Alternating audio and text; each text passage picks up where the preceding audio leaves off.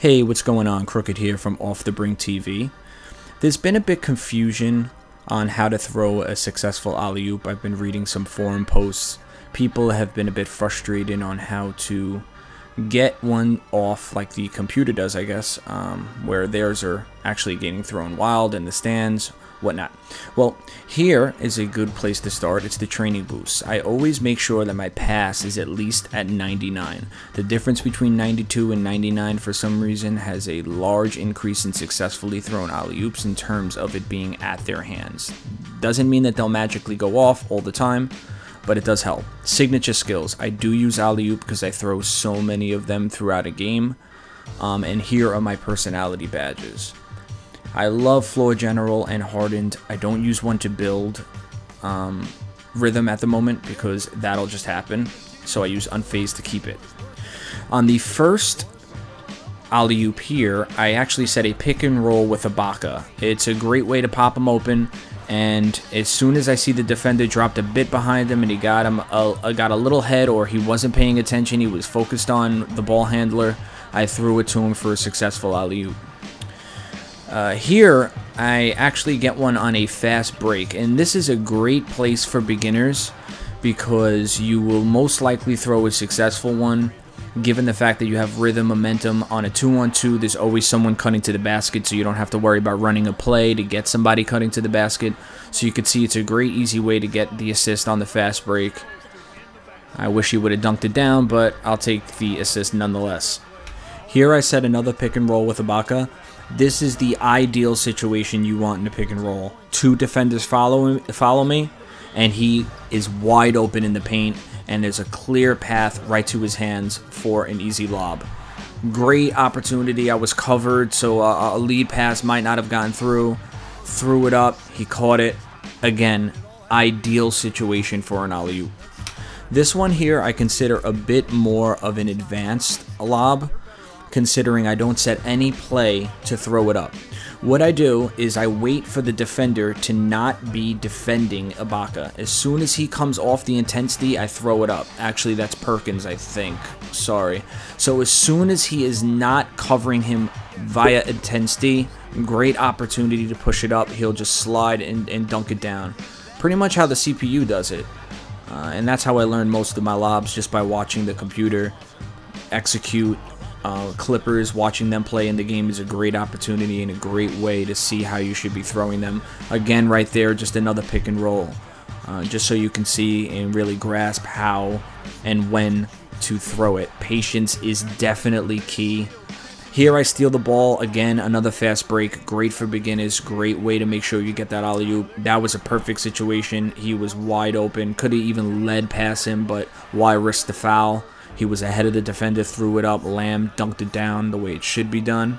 Here is actually I tried to get Durant to go, but again, patience is key. I saw that he got covered, so I didn't do it. I get the ball back here, and again, this is a perfect situation where you could see as soon as he came off intense D, I threw it up to Ibaka. The second he took his arm off him, just like the CPU would do to you, it's great to start doing it to them. Cheese them all day. Here, I actually threw, that was sloppy. That's an example of what you shouldn't do. Tried to get Durant to go because it looks so pretty when he throws it down, but he got covered and I got a little anxious, so it wasn't successful. There, because I'm so hot and my pass is so hot, I was able to throw one coming off of a double team, off balance, and at the end of a shot clock when they're pressuring you the most. Obviously, he was wide open, no one there. I just chucked it up. Here, I set another pick and roll. Again, an ideal situation. He's way ahead. The defenders are scattered. They're looking at me. They're looking at other players, thinking I'm going to pass it. And boom, I threw it up. Easy, easy, easy assist right there.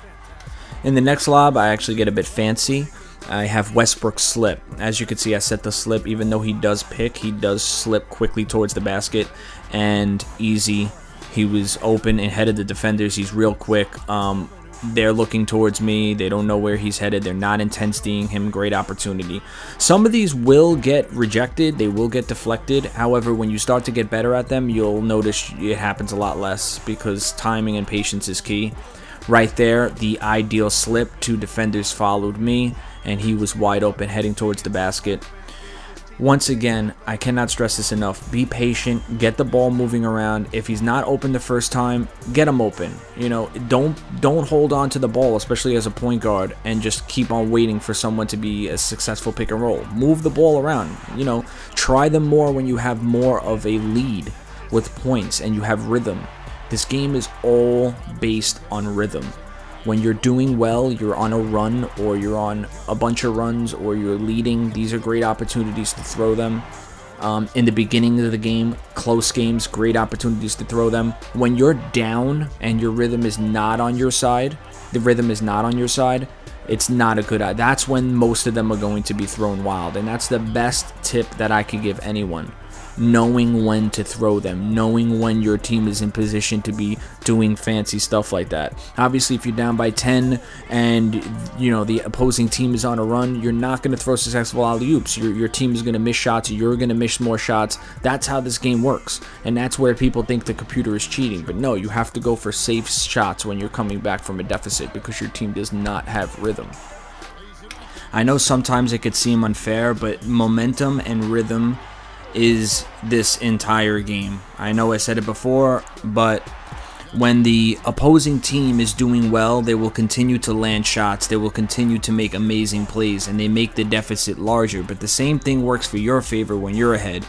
So when you're down, again, you want to work on easy stuff, easy layups, get inside, draw fouls, do what the announcers say. If you try to be too fancy, you try to get too cute and start throwing crazy passes, or you throw passes when there's a defender on someone, it's going to get picked. And that's when people think that the CPU is cheating. You know, how did they get their hand on that? How am I turning over the ball so much? It's all based on momentum. And you have to build that momentum. But keep in mind, even when you're down a bunch, even when you're down 10 points, you could still get momentum in your favor. Let's say you're down 10, but you go on an 8-2 run. Now you have momentum in your favor. You could use that to get up from that deficit. It's a lot harder on Hall of Fame, don't get me wrong. It's not easy. But once that happens, then you start throwing your alley-oops, then you start throwing your crazy assists and getting everything, and you start landing those threes.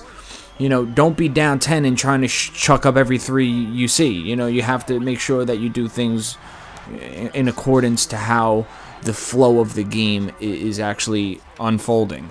Now, this is the end of the game, obviously. I kept this in so you could see I got about 37 highlight plays for throwing alley-oops. I actually think I scored too much. I like to keep my points in the low 30s, high 20s. Getting the team involved equals better rhythm and more wins. You can see the difficulty bonuses ×2. I am playing on Hall of Fame.